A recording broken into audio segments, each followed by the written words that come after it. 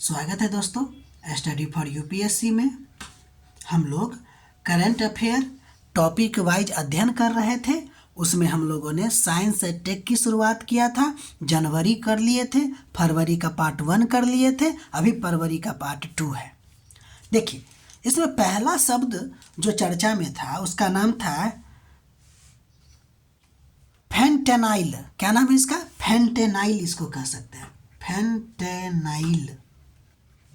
ठीक है, ये चर्चा में क्यों हुआ? तो देखिए, यूएसए ने चीन पर जो टैरिफ लगाया वो कहा कि भाई ये जो फेंटेनाइल है ना, उसका संकट का हवाला देते हुए इस पे क्या कर दिया है कि रोक लगा दिया है। तो अब ये है क्या?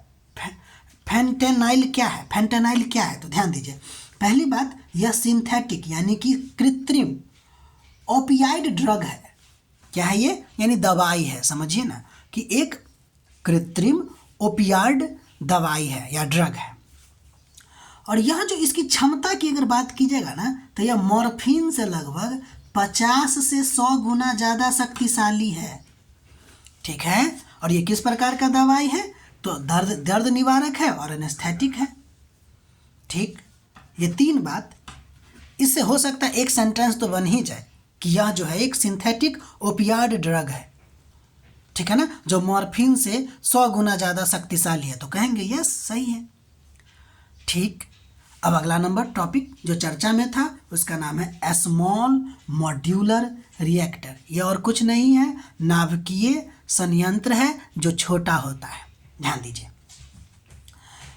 केंद्रीय बजट 2025 में स्वदेशी SMR यानी कि स्मॉल मॉड्यूलर रिएक्टर के विकास और भारत में ऊर्जा संक्रमण की रणनीति में उसके एकीकरण के उद्देश्य से 20,000 करोड़ की परमाणु ऊर्जा मिशन की घोषणा किया गया है।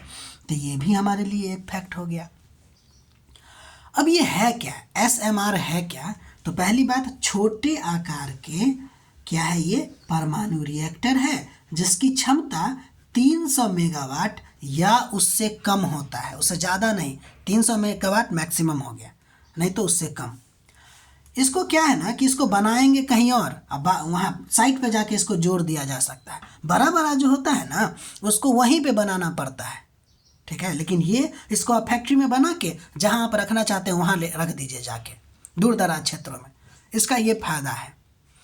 ठीक है, इसकी विशेषता की बात करते हैं तो छोटे आकार का होता है, मॉड्यूलर साइज का होता है, मतलब इसको चरणबद्ध तरीके से स्थापित किया जा सकता है। इसके अलावा ये पैसिव सेफ्टी सिस्टम भी होता है ये, क्योंकि बिना मानव हस्तक्षेप के ये स्वतः बंद हो जाएंगे। ठीक है, अब हम लोग आगे बढ़ते हैं इसके बारे में। अगर पूछा जाएगा कि ये SMR भारत में है क्या, तो वर्तमान में नहीं है और विश्व स्तर में अभी तक केवल 2 ही देश के पास है, एक तो रूस के पास और दूसरा चीन के पास। ठीक है, अब क्या हो रहा है ना कि इसको बनाने के लिए भारत सरकार जो है वो निजी क्षेत्र के साथ क्या कर रहा है कि साझेदारी करने की कोशिश कर रहा है। ठीक है, और फिर बनाया जाएगा हमारे भारत में भारत लघु रिएक्टर, जो कि क्या होगा? तो SMR होगा, यानी कि स्मॉलर मॉड्यूल रिएक्टर होगा। ठीक है ना, कोई दिक्कत? अब हम लोग आगे बढ़ते हैं। कुछ बात देखिए, अगर सीधे SMR लिखा हो तो इसका मतलब छोटा, लेकिन कॉम्पैक्ट SMR लिखा हो तो इसका मतलब अत्यंत छोटा होगा। इतना छोटा होगा कि इसका सभी पार्ट, जो भी इंटीग्रल पार्ट होगा वह एक ही संयंत्र में होगा। और ये मॉड्यूलर तो आप समझ ही गए होंगे, छोटे छोटे पार्ट यानी कि छोटा छोटा। मॉड्यूलर का मतलब होता है स्मॉल। ठीक है, और इंटीग्रल का मतलब एक ही डब्बा में सब बंद, जितना चीज़ जरूरत पड़ेगी वो हर चीज़। तो ये कॉम्पैक्ट SMR होगा। अच्छा, SMR का लाभ क्या होगी? तो पहली बात, ये वेरी हाई सेफ्टी होगा, यानी कि बहुत ही सुरक्षित होगा।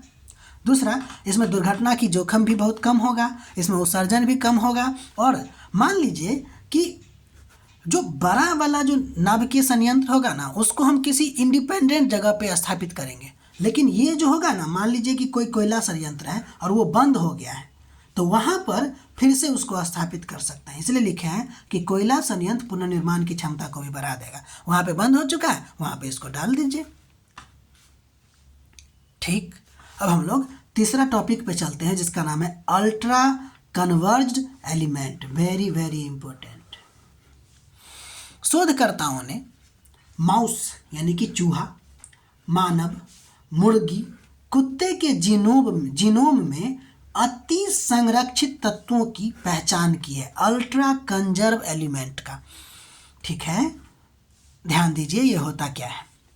तो यूसीई यानी कि अल्ट्रा कंजर्व एलिमेंट जो है वह डीएनए का अनुक्रम होता है, सीक्वेंस होता है, जो अलग अलग प्रजातियों में लगभग बिल्कुल समान है, यानी कि कंजर्व पाए गए हैं। नहीं समझे? आगे समझिए। देखिए क्या है मतलब, ये कि विकास तो हो गया करोड़ों वर्ष पहले, लेकिन उसमें कोई बदलाव नहीं हुआ है। उसका जो डीएनए है उसमें कोई बदलाव नहीं हुआ है, यानी यह अत्यंत संरक्षित है। डीएनए में बदलाव होती रहती है, एक पीढ़ी से दूसरे पीढ़ी, दूसरे पीढ़ी से तीसरे पीढ़ी, तीसरे पीढ़ी से चौथे पीढ़ी में कुछ तो बदलाव आएगा। लेकिन ये जो है ना अल्ट्रा कंजर्व एलिमेंट, हमारे डीएनए का कुछ ऐसे पार्ट हैं जो आज तक नहीं बदला है, और अगर बदलेगा तो दिक्कत हो जाएगा। बदल सकता है, इसमें कोई डाउट नहीं है, लेकिन बदलना नहीं चाहिए। और आज तक क्या है, बिल्कुल जैसा था, करोड़ों वर्ष पहले जैसा था, आज भी वैसा ही है। ठीक, ध्यान दीजिए। इसकी विशेषता की बात करते हैं तो अत्यंत संरक्षित है और प्रायः नॉन कोडिंग रीजन में होता है, या नॉन कोडिंग रीजन में पाया जाता है। ध्यान दीजिए, नॉन कोडिंग होते हुए भी ये हमारे लिए इम्पोर्टेंट है। क्यों? क्योंकि ये जीन रेगुलेशन में महत्वपूर्ण भूमिका निभाता है, और अगर म्यूटेशन इस पे हो जाए तो इसका बहुत ही ज़्यादा घातक प्रभाव हो सकता है। इसीलिए हमारा बॉडी इस तरह से काम करता है कि इसमें बदलने का गुंजाइश नहीं दिया जाता है। ठीक है, देखिए डीएनए में ना एक पार्ट होता है जिसको कहते हैं कोडिंग, या एक होता है नॉन कोडिंग। कोडिंग वो होता है जो प्रोटीन बनाता है, लेकिन नॉन कोडिंग वो होता है जो प्रोटीन नहीं बनाता है। तो बताइए, कहेगा कि अल्ट्रा कंजर्व एलिमेंट जो है वह कोडिंग पार्ट है डीएनए का, तो हम लोग कहेंगे नहीं, गलत है। ठीक है, ये कंजर्व होता है। ठीक है, ये हमारे आदतों को, बहुत सारे चीज़ों को निर्धारित, खासकर जीन रेगुलेशन को निर्धारित करता है। ठीक है, ध्यान दीजिएगा।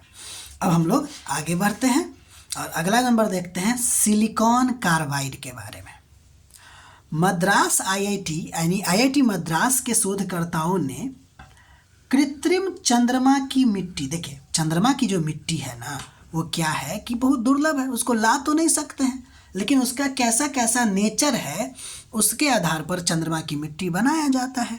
तो चंद्रमा का मिट्टी क्या किया गया, बनाया गया, और उससे सिलिकॉन कार्बाइड को है क्या किया गया, निकाला गया। इसका मतलब समझे क्या, कि चंद्रमा की मिट्टी में ना सिलिकॉन कार्बाइड पाया जाता है, तो उसे निकालने की विधि का सफलतापूर्वक क्या, यानी कि उस निकालने की विधि खोज लिया है और उससे सिलिकॉन कार्बाइड सफलतापूर्वक निकाला है। तो इसका मतलब सिलिकॉन कार्बाइड जो है चर्चा में आ गई। तो हम लोग देखते हैं सिलिकॉन कार्बाइड के बारे में। तो सिलिकॉन जो कार्बाइड जो है वह सिलिकॉन और कार्बन से बना हुआ एक यौगिक अर्धचालक है। इस बात को भूलिएगा नहीं, कंपाउंड सेमीकंडक्टर है। क्या है? Compound semiconductor. इसे कार्बोरंडम भी कहते हैं और यह अत्यंत कठोर, लगभग हीरे जैसा, तापरोधी और विद्युत दक्ष पदार्थ होता है। इस शब्द को एकदम डिट्टो याद रखिएगा। बहुत ज़्यादा कठोर होता है, तापरोधी होता है, विद्युत दक्ष पदार्थ होता है। ठीक, अब हम इसके सिलिकॉन कार्बाइड के कुछ गुण की बात करते हैं। पहली बात जो आपको बता दिए हैं, बहुत अधिक कठोर होता है। ठीक है, बहुत अधिक कठोर होता है। इतना कठोर होता है कि इसके वजह से ना ये सूटेबल होता है तुमको अब्रेसिव मटेरियल बनाने के लिए। अब भाई ये अब्रेसिव मटेरियल क्या है?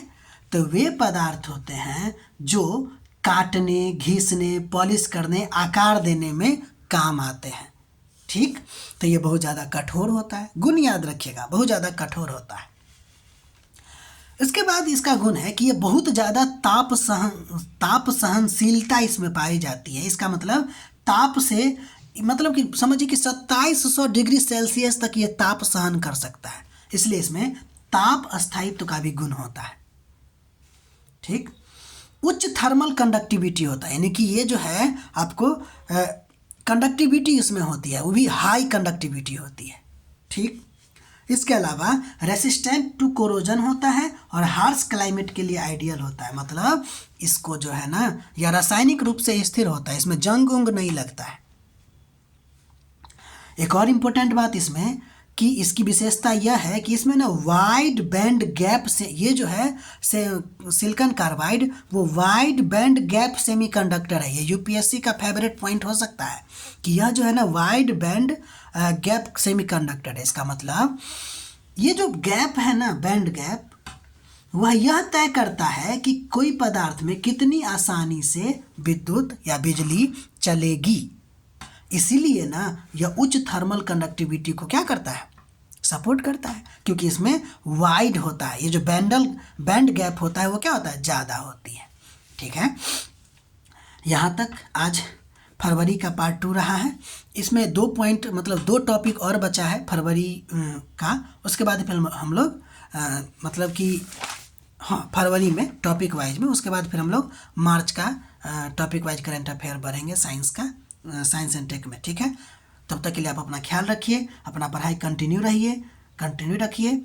ठीक है, और हमारा प्रयास अगर आपको अच्छा लग रहा है तो लाइक कीजिए, शेयर कीजिए, सब्सक्राइब कीजिए। मिलते हैं हम लोग अगले वीडियो में।